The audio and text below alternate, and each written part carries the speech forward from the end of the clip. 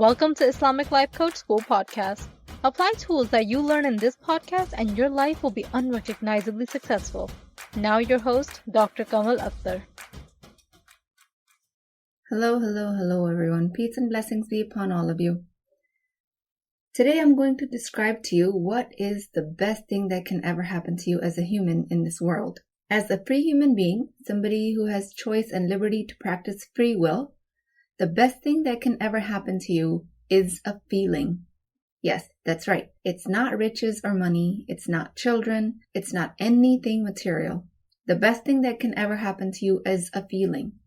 Imagine these case scenarios and see if you can relate. You have a baby, you hug them, you have all sorts of loving thoughts about them, and this little human being is the source of your joy, and the best thing that can happen to you is the way you feel. You reach a business goal, you've reached a major milestone, and you have had very confident thoughts about the whole thing, and the best thing that can happen to you is a feeling. You get married, you realize another human being wants to spend the rest of their life with you, and you have loving thoughts about your spouse, and the best thing that can happen is a feeling. Your children get good grades, your hard work with them pays off, best thing that can happen is a feeling. You throw an excellent party with a buffet of home-cooked meals. Your garden gives you great produce after you work so hard on it. You are running a successful nonprofit in an area of your passion. You've been a successful project manager. You give great presentations. You perform a successful surgery because years of training are finally paying off. You finish a 5K run. You hike a mountain and push your physical limits. The best thing that can happen to you as a result of any of these goals is how you feel. The best thing that can happen to you is a feeling, nothing else. Think about it. Why do you have kids? So when they grow up to be successful, you can feel happy and proud. Why do you get an education? So you can find a job and avoid the fear of poverty and dependency on others. Why do you do anything in the world? It is either to gain or avoid a feeling. This might sound like I've diminished the best human experience to a feeling, but it is actually very, very good news, and you'll see in a minute why. Currently, most of the things on earth are designed to keep human beings unconscious. We are kept unconscious by the numerous numbing methods that the world has designed for us. Numbing with constant food, TV, work, retail therapy, even compulsive cleaning, even numbing with your kids, making them codependent, or worse, with drugs, sex, and alcohol. By using these methods, we are kept unconscious of the idea that feelings are generated by thoughts, regardless of what material objects you possess. Feelings are independent of money, the houses, or the quality of goods you might possess. This way, we're kept unconscious of the fact that feelings matter, that human beings are created to chase what their feelings direct them to do. This can also be proven by the fact that when we've accomplished any of the many goals I mentioned, the subsequent feeling subsides over time, and then we look for the very next thing to do to give us the same high of a feeling. These emotions drive all of our actions. We are designed to be experiential, not just logical. We chase feelings because we like the pleasure and the experience they give us. There's nothing wrong with that, and there's actually an extreme beauty to this design. Actually, in the Islamic tradition, the qalb and the aql, the heart and the intellect, are always intertwined. The intellect is actually a function of the heart. They're not two separate entities. As I've described before, recent academia have separated the two, making intellect superior. So what ends up happening is that we chase things outside of us to give us feelings because we've learned to separate intellect and feelings. We chase objects often at the cost of our own spirituality. I built up to this point not to tell you to stop chasing your dreams because it's all just about feelings, but because I want to bring clarity to the situation. Working through a full-time job and getting a master's degree at the same time is hard work. The graduation will bring you joy because it's very easy for you to think you worked really hard for this. Your children seem to bring joy to you because Allah subhanahu wa ta'ala put special mercy in that bond. and it's very natural for humans to think loving and joyful thoughts about their kids. Again, there's always the filter of the mind.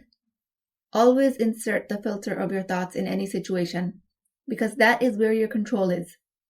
In each of these cases, the thoughts that bring you positive feelings related to your work or your kids are 2 to 3 on a thought work scale, meaning they're very easy to you.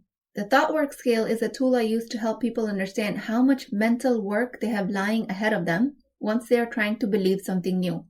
A thought that is 9 or 10 on the scale is nearly impossible for you to believe. For example, I'm the best swimmer that ever lived versus I can splash about to keep myself alive in the water. One is extremely difficult for you to believe. The other one is much easier. Might be 1 or 2 on the scale of thought work. It comes very easily, super naturally. So anytime any of the thoughts come super easily to you, you mistakenly attach the feeling to the circumstance. This has been a little bit of a detailed concept, and I went over a lot in a short period of time. But I believe the more you get exposed to it, the easier it becomes for your brain to understand. Now, going back to the topic that feelings are the best things that happen to a human. At this point, I'm going to flip the script on this. Just like the feeling is the best thing that can happen, a feeling is also the worst thing that can ever happen. When you think about anything that you want to create in this life, when you think about what your goals are, a lot of people just fail ahead of time because they don't want to experience the fear, shame, and anxiety of failure. This is an extremely important point to understand, because if a feeling really is the worst thing that can happen in this life, then why live a small life? Why limit your dreams? So what is truly the worst case scenario that can happen? Let's say you decided to invest your money in halal stocks and you lose all of it. You work hard in the corporate world and you lose your job. You love one person unconditionally and you lose them, be it a child, your spouse, or parents. In all of these cases, the worst thing that can happen is a feeling. If you lose money, we can always do thought work around money and think that money can come and go and we can always make more of it. If you lose your job, you always have thought work that can be included. That will sound like, I can always get another job. There's plenty of them in the market. In a situation of losing a special loved one, you're allowed to feel sadness, grief. The amount of period you are in sadness or grief over a loss of a loved one only signals how much you actually loved them. Thought work is also available in this situation if you are emotionally ready to move on. In each situation, thought work is only available when you are emotionally ready to make a change. So you can be in deep grief over your loved one, but still the worst thing happening to you is a feeling, grief. If this has been a little mind-bendy to you, stay with me. Let's say you want to move out of the country to pursue your career dreams or to get married. What is the worst thing that can happen? Clients usually come back saying they could lose all that money in the process. They could lose the time investment in a relationship. What about how they would miss the life they've created here? They would miss their friends. There's a chance all of this can happen if they move away. So really what's happening here is that you're telling me the fear of loss is what's keeping you stuck. This fear is not even letting you consider the possibility that it might be okay. You might just get to live your dream if you get over the fear. So fear, being a feeling, is having you fail ahead of time.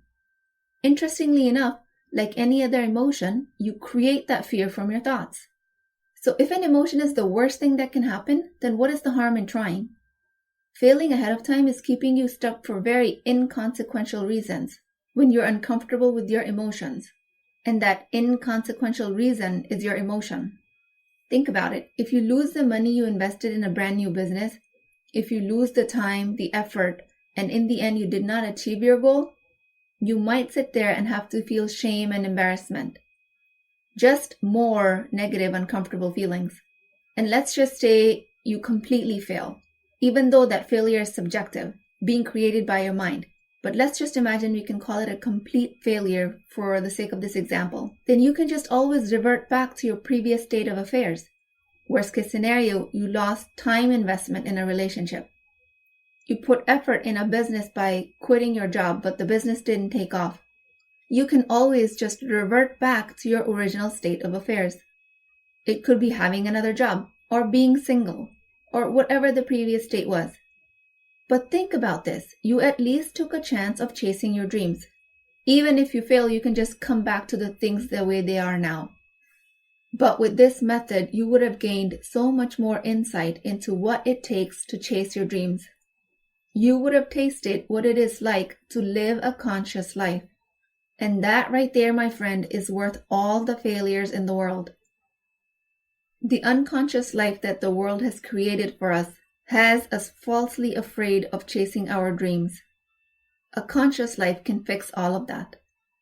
What a tragedy if you are to live your life passively, never engaging your higher consciousness. And you think that a passive life is all that is happening, but it actually comes with a side effect of regret and low confidence. It is not just a passive life. It is not being able to actualize your calling on this planet. What kind of feeling are you willing to feel to actualize your calling? Since emotions are the worst thing that can happen, you are missing a huge opportunity of actually living your life by being afraid of your emotions. A little bit of a review here for somebody who might be listening to this for the first time. An emotion is experienced by the human body as a set of sensations. And like I've explained to you in previous podcasts, if you are to explain an emotion or a feeling to a robot, you would say, when I feel fear, I sense heaviness in my chest, an uneasiness in my body, flushing in my face, tingling in my fingers, or something like that. Then you'll tell the robot that the worst kind of fear is just a set of sensations, and that actually does not kill you. But the whole point is that humans were designed to interpret these sensations to be very detrimental, so humans avoid them at all cost. So bring these sensations to consciousness. Be mindful of what your body is experiencing at any given moment, and then ask yourself, is there an actual threat here, or am I just avoiding a feeling? Whenever you are experiencing rejection, shame, fear, or embarrassment, or any uncomfortable emotion, think about how you would explain it to a robot in terms of bodily sensations. Even the most severe form of an emotion like extreme fear or terror is still bodily sensations. How would you describe your internal state if I injected you with 10 cc's of terror in an injection form, and you had to sit there on a chair and feel that feeling? For me, terror in my body feels jittery. My whole skin feels tingly. It's a very dark, dense, gray sphere that sits right in the middle of my chest. Describe your emotions in terms of sensations like you would to a robot. Does it have a color, shape, smell, taste? Is it moving? Is it standing still? Where in your body are you experiencing it? This is the experiential part of feeling an emotion, and it is an excellent exercise for bringing emotions to awareness. So far, it seems like I might have only described how to experience negative emotions, but I also highly encourage that you guys experience and celebrate positive emotions. Also bring to awareness the sensations that happiness and joy bring to you. Describe that to a robot as well, how that would feel in your body. Savor it, be thankful for it. We are quick to disregard our positive emotions because, again, we are afraid to lose them. But if Allah subhanahu wa ta'ala has blessed you with a positive emotion, don't deny yourself the opportunity to enjoy it, but instead experience it fully. That is super good for your health as well. Most people operate under the misconception that if you don't take an action, you are reducing the risk of failure. No, you guys, you're just failing ahead of time. If you live like this, you never give yourself a chance to live a life of contribution. And that right there is Shaitan's dream come true. That is exactly what he wants for humans, keeping us in fear, keeping us small. Is it worth it for you to take a chance on your dreams if you're willing to feel the shame, embarrassment? Because we've established that you can always come back to your previous state. Now let me present this to you. If you're willing to chase your dreams, then regardless of the outcome, even if it is failure, you gain experience at the end of it. What Dan Sullivan calls strategic byproducts. Strategic byproducts are the skills you learn as a side effect of taking a leadership role in your own life. When you go after your dreams, even if you think you failed, you have learned more than you would if you never tried. During the process of failing, you're learning what worked, what didn't work, What changes need to be made for the next attempt to be successful. All of this would never happen if you were just sitting on your couch. When you expand your experience, you gain a set of skill that teaches you what it's like to feel fear and embarrassment and actually survive it. This learning, this type of growth, would never come about if you failed ahead of time. At any given point, you're either learning or succeeding. All of this lost opportunity where you could have actually tried to make your dreams come true just because you want to avoid a feeling. The opportunity cost that you're paying for living a life of false comfort is huge. You can live a life of contribution, of service, of leadership, of success, but none of this would happen if you didn't try. Being afraid of the worst case scenario, a feeling. Once you've actually learned the skill of processing an emotion, not avoiding it, you will realize that emotions aren't that bad at all. Feelings can't really hurt you. What does hurt you is staying incapacitated because all your life you've attached your feelings to your circumstances. Truthfully, all of your feelings come from inside of you. The best and the worst thing that can ever happen is a feeling, and you are in control of generating them. How powerful. So a small disclaimer here, this is not a green light for you to be impulsive. I'm not asking you to invest your kid's college fund in a high-risk investment, and I'm definitely not asking you to go skydiving without a parachute, because the worst thing that can happen is a fear of falling, right? That is not what I'm asking you to do. This is not an invite for risky behavior. This is an invite to bring consciousness to your dreams. If the best and the worst thing that can ever happen is a feeling, then people ask me, what about death? What if you lose a loved one, your child, your sibling, your spouse? Worse yet, what if you die? Isn't death the worst thing that can happen? Even in the face of the worst tragedy, we are left with hopelessness, grief, anger, rage, or despair. All of these are feelings. Even the most horrible tragedy will lead to you experiencing an emotion. And in the case of your own death, you really have nothing to worry about because you're dead. And before you start calling me an extremist for having this point of view, I want to clarify that I actually learned this concept from a non-Muslim. If you're gone, then all of your worries are really over. And for us as a Muslim, such a major part of our belief system lies in the afterlife. We really have nothing to worry about. If you are being conscious of your efforts in a halal manner, then death is not really the worst thing. Again, I'm not asking you to invite death to your doorstep. I'm saying if that's the worst thing that can happen and it's inevitable, then why are you afraid of it? Why not prepare for it? Is it really worth keeping your life small to avoid the worst case scenario, a feeling? As life would have it, if you're living on planet Earth, the worst and the best thing that can happen to you is a feeling. You get to chase your dreams or avoid them with consciousness. I pray for all of us that we get to live a life full of emotions. I thank Allah subhanahu wa ta'ala for this design. I pray for a strong, conscious Muslim ummah. I pray that all of us recognize that the love of Allah subhanahu wa ta'ala for His creation is infinite. And I pray that we recognize when is a correct time to feel the fear of His wrath. May Allah subhanahu wa ta'ala protect us from His punishment and always keep us in His mercy. Please make dua for me as I make dua for all of you to be more intelligent about your emotions. I make dua for you to experience lots and lots of the best thing that life has to offer you. I will talk to you guys next time. If you're interested in getting coached by me, I'm offering a very affordable opportunity to do that with Wisdom Wednesdays. This is not a course, not a lecture. This is an opportunity for live coaching, real change with Islamic adab and etiquette. You do not need more information. You actually need a space to create change. At $19.99 a month, which is the price of takeout dinner, you as a Muslim woman will create confidence, intimacy, and connection without shame or fear of judgment, because your privacy is my highest priority. So join at www.islamiclifecoachschool.com, resources, Wisdom Wednesdays. I'll see you inside, inshallah.